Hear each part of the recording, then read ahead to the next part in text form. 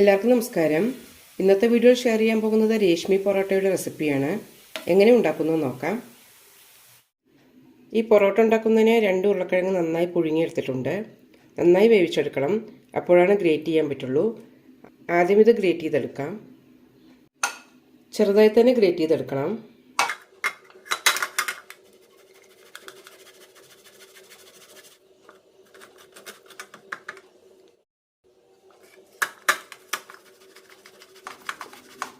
കട്ടകളൊക്കെ ഉണ്ടെങ്കിൽ ഇതേപോലെ ഗ്രേറ്റ് ചെയ്തെടുക്കാം.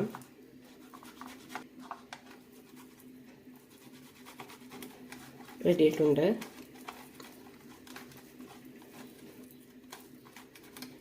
ഇനി ഇതിലേക്ക് ബാക്കിയുള്ള ചേരുവകൾ ചേർക്കാം.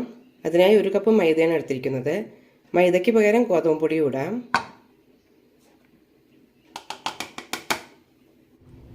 ഓരോ ടീസ്പൂൺ വീതം ജീരകവും ചില്ലി ഫ്ലേക്സും ഇടാം.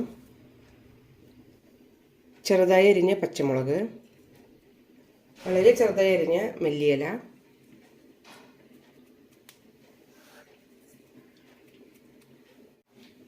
ആവശ്യത്തിന് ഉപ്പ് ഇടാം. ഇതിലേക്ക് 1 ടീസ്പൂൺ എണ്ണ കൂടി ഒഴിക്കാം.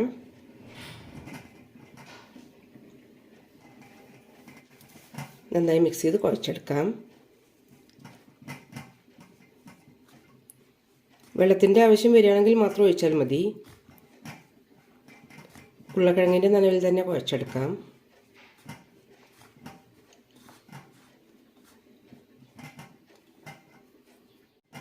കുറേശ്ശെ വെള്ളം തളിക്കാം. വെള്ളം കൂടാതെ ശ്രദ്ധിക്കണം. നല്ല ടൈറ്റായി മാവാണ് വേണ്ടത്.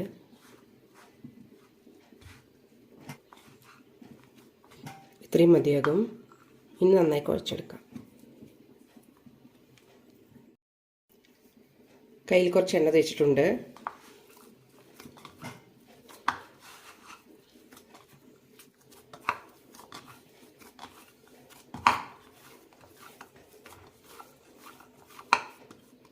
ഇത്രയും മതി. 10 മിനിറ്റോളം ഇതേപോലെ തന്നെ അടച്ചു വയ്ക്കാം.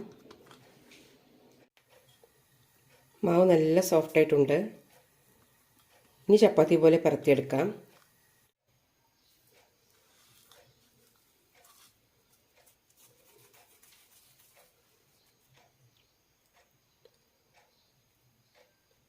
ഈ ഒരു വലുപ്പത്തിലുള്ള ഉരുളകളാക്കാം.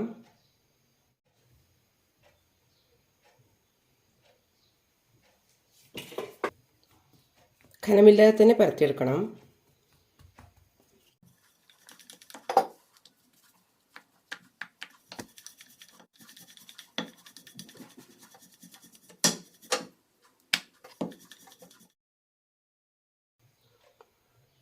ഈ ഒരു കനത്തിൽ പരത്തിയെടുത്താൽ മതി. ഇനി ഇതുണ്ടാക്കാം. തവ ചൂടായിട്ടുണ്ട്. ഇതിലേക്ക് ഇടാം. ഇതിലേക്ക് എണ്ണയോ നെയ്യോ ചേർക്കാം.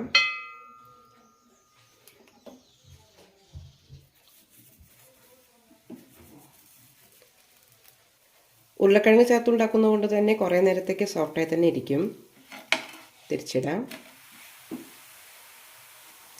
ലഞ്ച് ബോക്സിലേക്ക് നല്ല റെസിപ്പിയാണ്.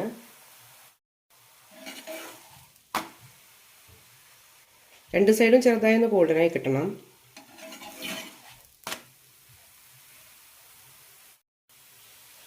മൂന്നാല് പ്രാവശ്യം തിരിച്ചിട്ട് കൊടുക്കണം. അപ്പോഴാണ് ഇതുപോലെ നല്ല ബ്രൗൺ കളറായി കിട്ടുള്ളൂ.